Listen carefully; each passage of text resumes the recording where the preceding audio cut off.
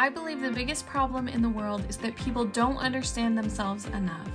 This show is designed to help you understand your INFJ personality, heal from your past, and create a life that you love. I'm Sarah Kuhn, and this is the Quiet Ones podcast. Hi there. Welcome. So glad to see all of you on a Saturday. I was just looking at my hair. I realized it's a total mess. So it's definitely a Saturday. I talked about yesterday, I've been babysitting my niece's dog.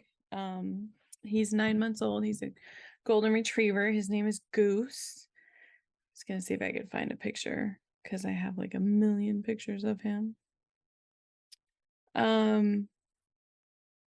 I call him the neighborhood watch because he just sits at the window and he looks out the window. He's super cute. But he's been having some tummy troubles the last couple of nights. There he is again, just sitting in the window. He's cute. So yeah, we were up every 2 hours for the last 2 nights. So hopefully he gets all of that under control. I've been doing all the things that one of my friends who used to work for a vet, she was a vet tech for like 12 years. She's been telling me about giving him rice and pumpkin and bananas, and hopefully he'll get better soon because it's a lot being up every 2 hours. All right, so today we are going to talk about blog tech. This is something that really trips a lot of people up, and it's kind of unfortunate because it doesn't have to. You don't need a whole website to have a blog. There are plenty of free blogging platforms that you can use. So you don't need to have your own domain name. You don't need to invest any money up front. You can just try it out and see if it works. So I wanted to go over a few of them today just to show you kind of what I'm talking about. Okay, so the first one that I want to talk about is WordPress. WordPress has a couple of different versions. So some people talk about WordPress as a website builder, which it is. But there's also part of WordPress, which is a blog website. So I think WordPress.com is the word site builder, but WordPress.org might be the blogging. Yeah, so WordPress.org is the WordPress blogging builder, which is what I started with. And then I moved to WordPress.com, which is really just building your own blog. And to be quite honest, it was kind of expensive. I think that I didn't want their base plan. I think it was the next step up, but I paid like $300 a year for my blog to be hosted on WordPress. But the advantage of it was super easy to use. And my website was really fast. One of my friends, after about a year of paying for it, I was complaining because it was going to renew and it was going to cost me another $300. So one of my friends convinced me to use Bluehost for a while, which is a different hosting website. You can use a WordPress website, but it's hosted on Bluehost instead of on WordPress. And so I did that, and it was a lot cheaper. It was only like $20 a year. But it was so slow. I hated it. And then they deleted my website like 3 times and it turned into a total mess. So I like WordPress a lot, especially if you're using WordPress as the host. But, a drawback is it's expensive. Plus, if you're not interested in building websites and you're not very techy, that's probably not the first place that you should start. I'll say that. I use Wix right now. This is actually my Wix page that I'm logged into. This is my INFJ Woman blog. So I wanted to explain too, my website actually has 2 different parts to it. So you can see this is the main website, which is infjwoman.com. And then my blog is actually blog.infjwoman.com. And that is because I have this program called Lead Pages, which is up here. which is very expensive. And I would not suggest that somebody just getting started should use lead pages. It was, I think it's like $100 a month. So definitely don't start out with that. The reason that I have a subscription to it is because it loads incredibly fast. It's really mainly used for like landing pages. So like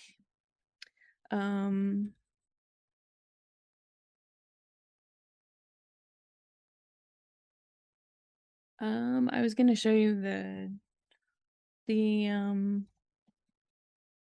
blog school page. So this is a lead pages landing page. And as you can see, it loaded really fast. So that's part of the advantage of lead pages. That's also why it's very expensive.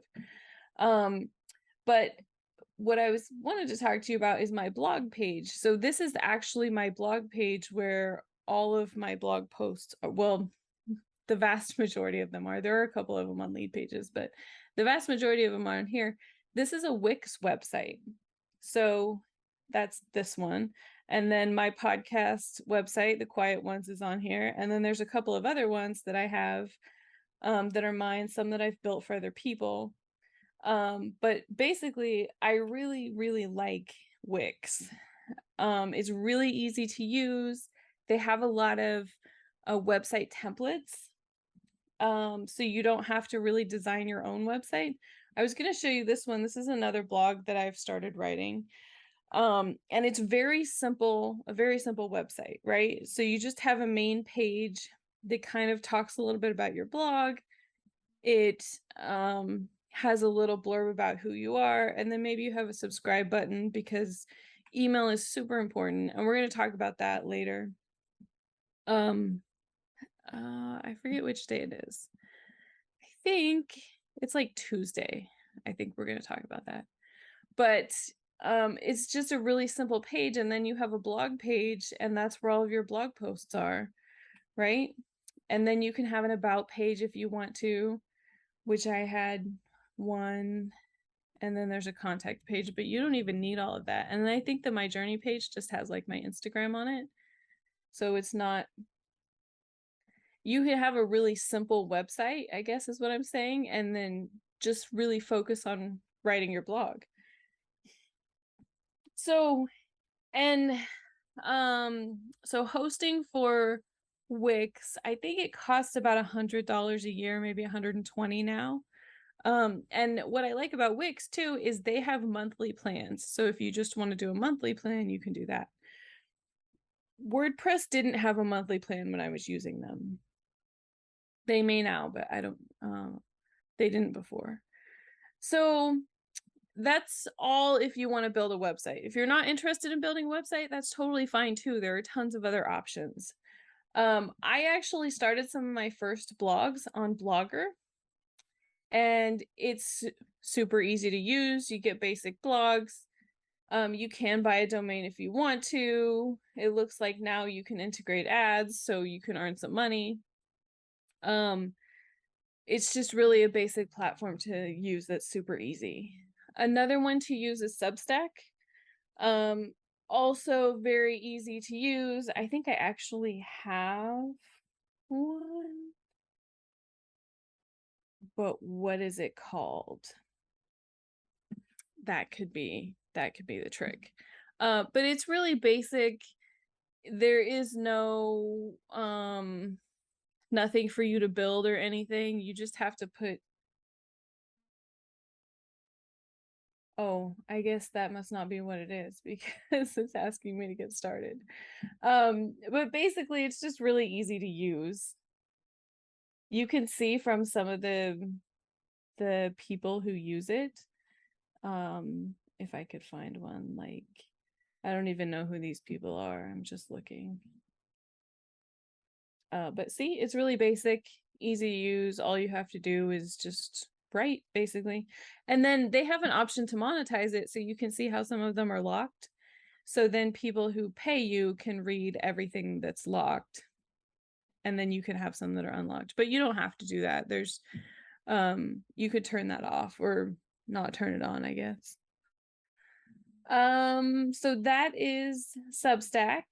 Blogger we talked about. Medium is another option. I used to have articles on Medium too. It's kind of the same way, just very basic. And I think Medium may have some monetization too. But you don't really need to build anything or do anything to get started. You just need to start writing. So those are the ones that I came up with really quickly, the ones that I've used in the past.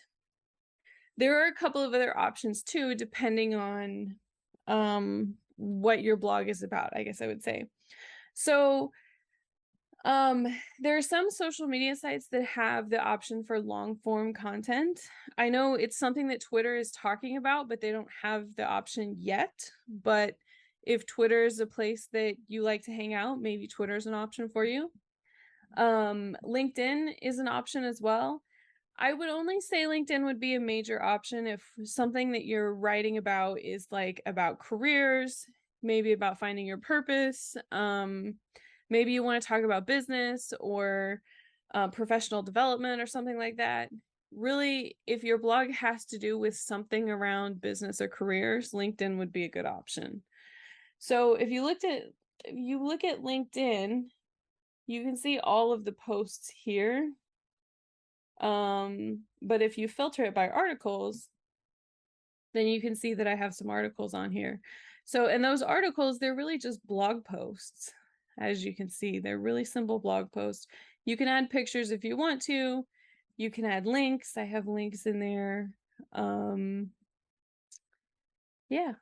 So it works really good, actually. You don't need a lot to get started there. You just need to set up an account, which is free. And Google actually searches these, so your blog post can still show up on Google. Plus, you're getting all the exposure from LinkedIn as well. So LinkedIn is a pretty good option too. I just realized today, actually, that Facebook has an option for articles. I don't know if this is new or if I'm just slow, because this is my Facebook account and I was looking for notes because it used to be in the past that you could use notes for articles, but then I saw that they had an article option. And I don't know if this is just because my account has 16,000 followers, or if it's an option for everybody. I don't know, honestly. But there is an option to create articles there.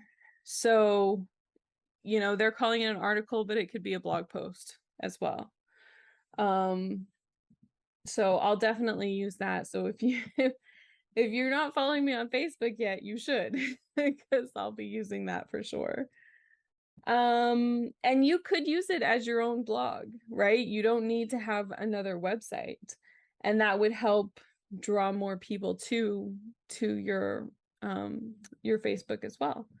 So then another option is Instagram. And like I said, depending, you don't have to use all of these options. You could just pick the one that works the most for you. Instagram is a lot more flexible for how many words that you can write. So I've seen some people write whole blog posts in their description. So obviously you would need like some sort of a picture or graphic or something. But you could basically write a whole blog post where this is. I know that they do have a character limit. I think it's like really high though. I don't remember exactly what it is. But they don't have to be, not every blog post has to be 5,000 words. I think most of mine are 700 to 1,000 usually. There's only a few that are more than that. So there is a limit, but like I said, it's pretty high for Instagram. So those are the options that I know about. Those are the ones that make the most sense to me, the ones that I've used. And the ones that I like too. I love Facebook. I like Instagram. I'm not that sold on LinkedIn. And mostly for me because I don't use LinkedIn very much. But I like the article feature. I think it's really nice. And like I said, I've used Substack too and Medium. And then of course Wix. If I had to pick one, if I had to start over again, like from day one, if I didn't have any money at all, like not even $20 in my account that I could spend, I would probably start with Substack or Medium because they're super easy to set up. You can monetize them. You can add your own domain name later if you want to. And then I would start also with Instagram. But I know we're going to talk about social media a little bit later, but I'll tell you just a little bit. I'll give you a little bit of a preview for social media. We talked before about your ideal customer, right? We gave them a name, talked about them, and I told you your ideal customer is really a past version of you. So when you're thinking about what social media you should be on or what website you should have, I think about what I like to do, where I like to spend time. Where was I spending time, when I was at the worst part of my life? Even back then, which wasn't too long ago for me, it was like 2015. I was spending a lot of time on Instagram. I liked Instagram a lot. So when I thought about starting my blog and my social media, the first thing that I went to was Instagram because it made the most sense for me. But if you are a little bit older than me, Facebook might be the right platform for you because Facebook kind of has a little bit older audience. I'm sort of on the young side of the people who really like Facebook. I don't know. I think it's probably part of the nostalgia for me. Facebook is kind of like where it all started, and I like having everything in one place. Plus, Facebook owns Instagram, so they work together very well. If you're going to post on Instagram, you might as well post on Facebook. That's why those two were important for me. Twitter has never really been very important for me. I've used it and then I haven't used it for a while, and then I went back to using it, and then I didn't really use it for a while. I've been playing around with it now, mostly because there's so many people talking about it. And I like to stay as far away from politics as I can get. So leaving politics out of this conversation. What I like about Twitter is that there's so many people on Twitter right now. And I also like this. I've had 5 or 6 people come to me who know that I work in digital marketing. Some of them people that I work with, some of them like my bosses at my day job, I guess I should specify. They have told me that Twitter is in the process of blowing up and they're going to file bankruptcy, and it's really just a really bad thing, and you need to close down our account there because there's no point in being there because it's a mess and it's just going to keep getting worse. And I think that's really funny because my opinion is, and what I've seen in the statistics of Twitter, a lot of people feel that way about Twitter. But here's the funny thing. Everybody wants a front row seat to the meltdown, right? So what's happening is there are more people using Twitter right now than there ever have been in the past. So that, to me, sounds like an opportunity to use it. And maybe it will melt down. That's fine if it does. There's been a lot of social media platforms that have melted down or have been shut down for some reason or another. But I feel like social media is something that you should use and take advantage of while it's here and while it's doing well, right? So if there are more people that are using Twitter than ever have been, regardless of how you feel politically, it would be a good idea for your business to have a presence on a platform that everybody's using and everybody's talking about right now, right? At least that's how I see it from a business perspective. So, having said all of that, I play with Twitter a little bit too, just to see um what happens. Um for me, I like social media, so I like to have accounts in all these different platforms. It's not necessary though for your business. You don't need to have one on every platform. You can just pick one that you like and focus on that one. Okay, so this kind of turned into a conversation about social media. It's really supposed to be more about blogging. But there are a lot of options really for hosting your blog. You don't have to have your own website if you don't want to, if you're not ready for that. You can always start on Instagram or start on Facebook using articles. You can start on LinkedIn using articles. You can start on Blogger or Medium or Substack. And you can move to your own website later. Now, a lot of people worry about moving a lot of content and stuff like that. I've done it multiple times. I've moved my website. As you can see, my website is in 2 different pieces right now. And I have moved from WordPress to Bluehost, back to WordPress, and then to Lead Pages, and then I moved to Wix too. And I feel like I'm leaving out a couple of things there. But I've moved quite a bit, right? And in my day job, working in digital marketing, part of what I do is build websites for other companies. So I've moved websites for other companies as well. And it is kind of it's can be a bit of work, but it's not the end of the world, right? It's something that you can tackle when you have time to do that and when it makes sense for you. You also don't have to move everything, right? I have content on Substack, I have content on Medium, I have content on like blogs on LinkedIn. There will be some on Facebook in the future.